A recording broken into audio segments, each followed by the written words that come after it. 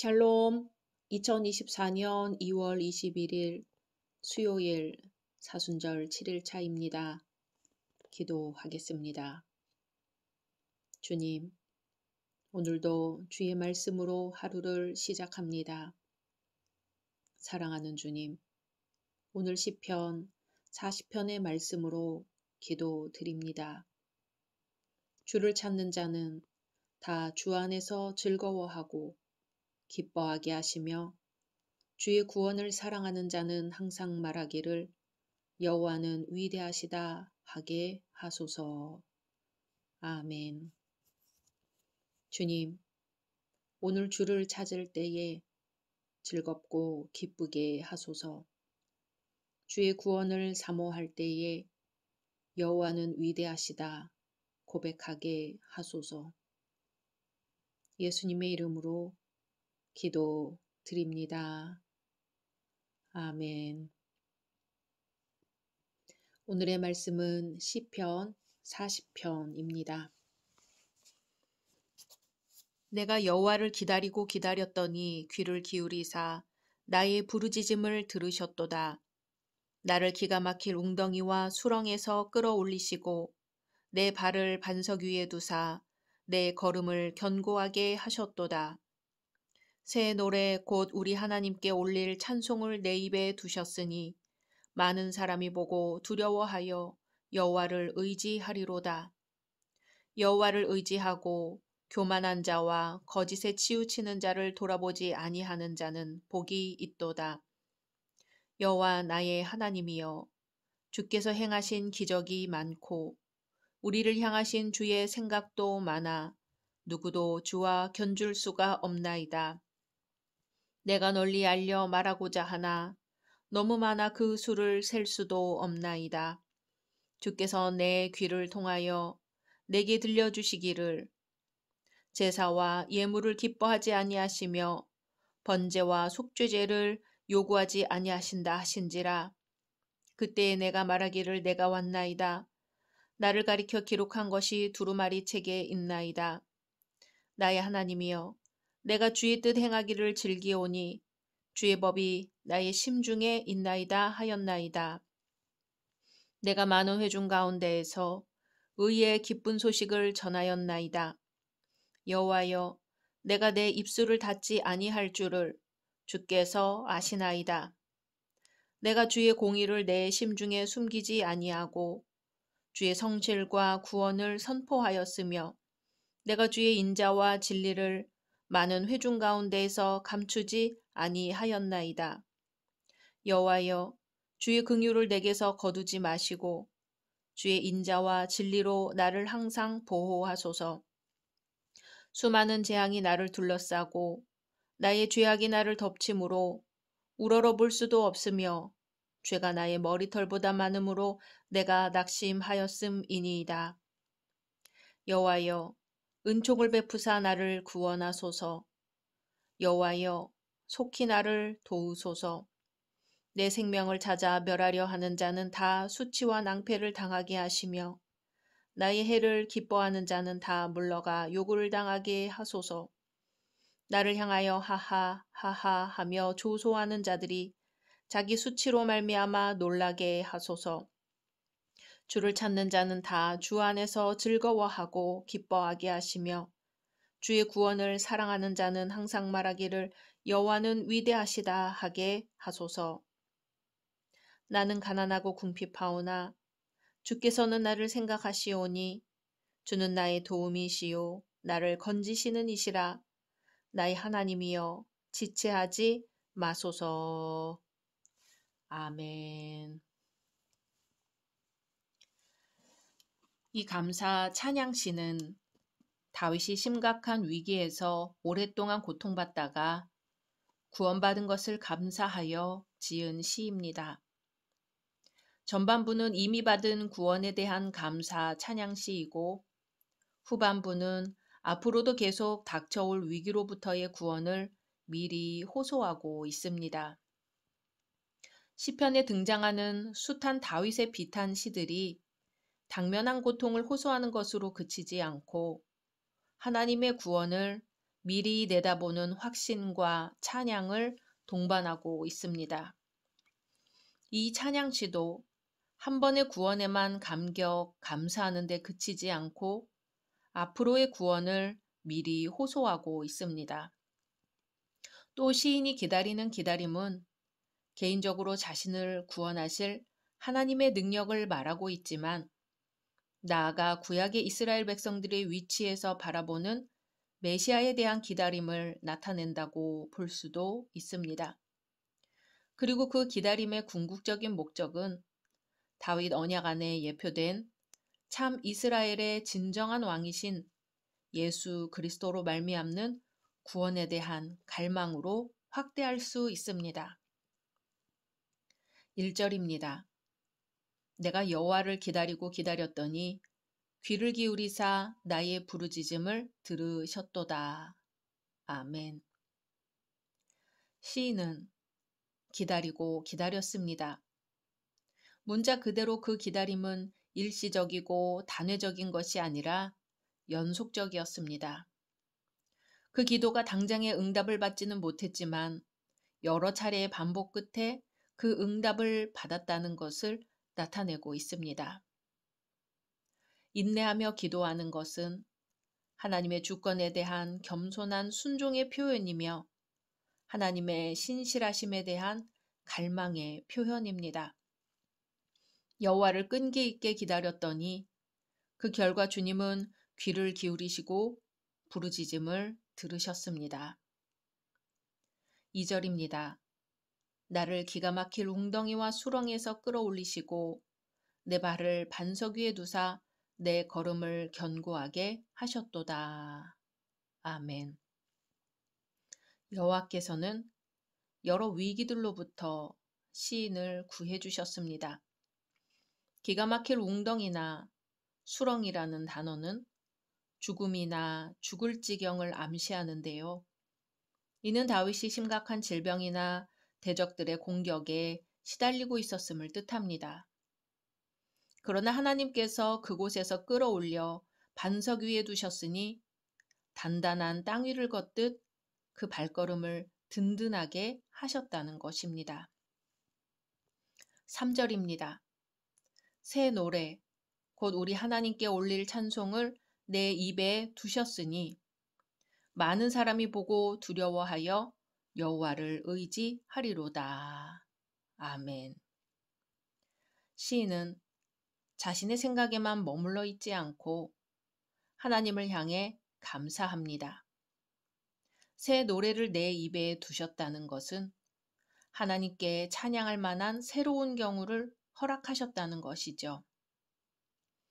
그러한 하나님의 구원 사역을 보고 많은 백성들이 하나님을 두려워하고 의지하게 됩니다. 얼핏 두려워한다는 것과 의지한다는 것은 조화를 이루지 못하는 것 같습니다. 그러나 여기서 두려움은 하나님의 크신 권능과 공평하심, 그리고 자비하심에 대한 경외와 감탄의 감정이므로 자연스럽게 하나님을 의지하게 만듭니다. 4절입니다. 여호와를 의지하고 교만한 자와 거짓에 치우치는 자를 돌아보지 아니하는 자는 복이 있도다.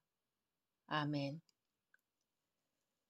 여호와를 의지한다는 것은 여호와의 모든 교훈과 법도를 믿고 순종함을 뜻합니다.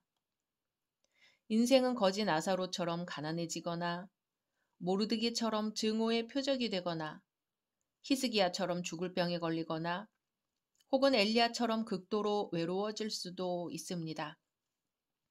그러나 굳센 믿음으로 여호와를 의지할 수만 있다면 그 어떤 공경에 처할지라도 소망과 기쁨과 평안을 유지할 것입니다. 여호와를 의지하는 것과 교만한 것은 정반대 개념입니다. 교만한 자는 자신의 재주나 능력이나 재물이나 지위 따위를 의지함으로 자신의 삶에서 여호와를 배제시킵니다.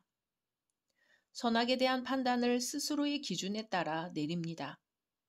그러한 교만은 거짓에 치우치게 마련입니다.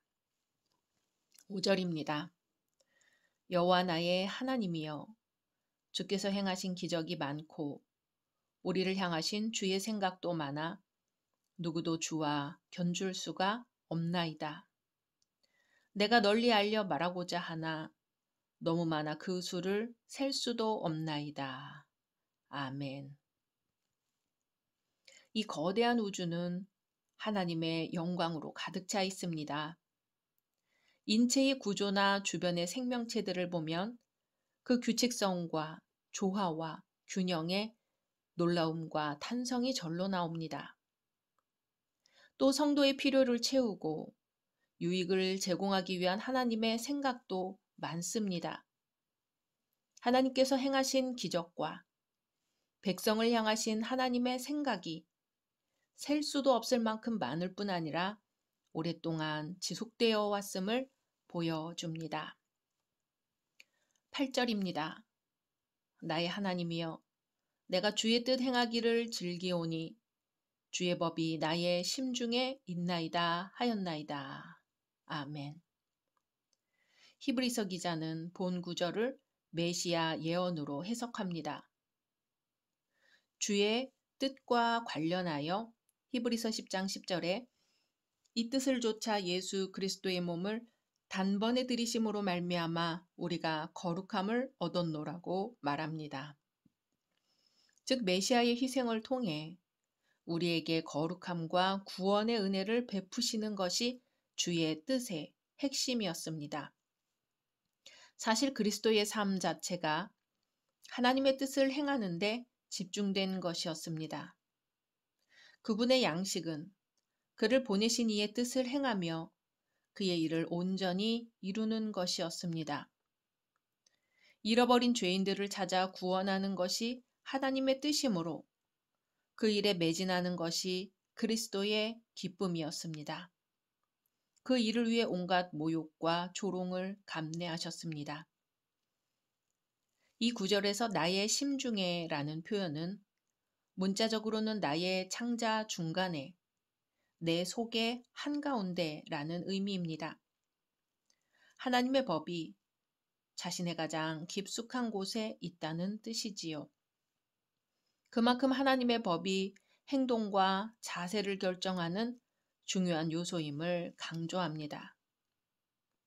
12절입니다. 수많은 재앙이 나를 둘러싸고 나의 죄악이 나를 덮침으로 우러러볼 수도 없으며 죄가 나의 머리털보다 많으므로 내가 낙심하였음이니이다. 아멘. 여기서는 시인의 죄가 초래한 결과들을 말하고 있습니다. 대적들의 공격으로 인한 곤경은 본질적으로 시인 자신의 죄에 대한 징벌임을 밝힙니다. 또는 최고 지도자로서 동족의 죄를 자신의 죄와 동일시한 것일 수도 있습니다. 우리 주님의 경우에도 주님께는 아무 죄도 없었으나 우리의 죄가 그분께 전가되었고, 그래서 주님은 우리의 죄가 자신의 것인 양 친히 감당하셨습니다. 13절입니다. 여호와여, 은총을 베푸사 나를 구원하소서. 여호와여, 속히 나를 도우소서. 아멘. 이 간구는 여호와를 의지하는 믿음의 표현입니다. 우리가 당장 어떤 위기에 봉착하면 갖가지 인간적인 해결책을 찾느라고 골몰하기가 쉽지만 시인은 시종일관 여호와를 의지했습니다. 자신과 언약 백성의 공경을 기뻐하는 자들 앞에서 여호와의 신실하심과 권능이 입증되기를 간절히 소원했습니다. 16절입니다. 주를 찾는 자는 다 주 안에서 즐거워하고 기뻐하게 하시며 주의 구원을 사랑하는 자는 항상 말하기를 여호와는 위대하시다 하게 하소서. 아멘. 여기서 주의 구원을 즐거워할 자들이 나옵니다. 주를 찾는 자와 주의 구원을 사랑하는 자입니다. 여기서 다윗은 자신을 위해서라기보다는 여호와의 구원을 함께 기다리는 언약 백성을 위해 기도합니다. 주의 구원을 맛본 자들은 하나님이 베푸시는 구원을 사모하게 됩니다. 그리고 구원받은 자는 여호와는 위대하시다고 외치게 됩니다. 인생에는 수많은 오르내림이 있습니다. 그때마다 절망한다면 우리는 아무것도 해낼 수 없겠지요. 시험이 그렇듯이 절망이라는 어려움도 하나님은 우리가 감당할 만큼만 주십니다. 십자가 위에 달려서 돌아가신 예수님은 그러기에 우리에게 희망입니다. 예수님의 부르짖음에 응답하지 않으신 것처럼 하나님은 지금 우리에게 잠깐 침묵하고 계신지 모릅니다. 그러나 그 침묵은 하나님의 무능하심을 나타내는 것이 아닙니다. 지금 우리가 가슴을 치며 절망할 때가 아니라 십자가 너머 부활을 보고 스스로 일어나라고 가만히 계시는 것이지요. 기독교의 희망은 그러므로 희망을 희망이라고 말하지 않고 절망을 희망이라고 말할 때 그 생명력이 드러납니다. 그리고 그 희망으로 세상을 바꿀 수 있습니다. 오늘 우리의 기도가 절망 너머 구원을 바라보며 기도했던 다윗의 기도가 되고 예수님이 보여주신 희망의 기도 되기를 소망합니다. 각자 말씀 묵상하신 후 주기도문으로 마치겠습니다.